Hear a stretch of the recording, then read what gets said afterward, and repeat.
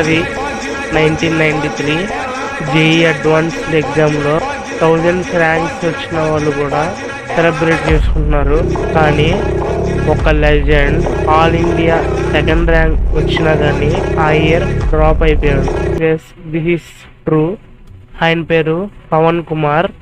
1993లో తనకి JEE advanced ఎగ్జామ్లో all India second rank వచ్చింది. కానీ తనకి ఆల్ ఇండియా ఫస్ట్ ర్యాంక్ రాలేదని ఆ ఇయర్ అంతా డ్రాప్ అయిపోయాడు. మళ్ళీ నెక్స్ట్ ఇయర్ రాశాడు కానీ అన్ఫార్చునేట్ గా ఆల్ ఇండియా సెకండ్ ర్యాంక్ వచ్చింది.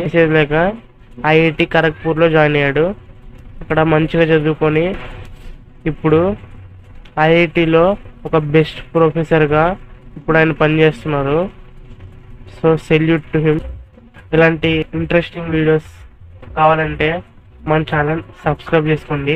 సో ఇలాంటి వీడియోలు నేను ముందు చాలా పెట్టబోతున్నాను.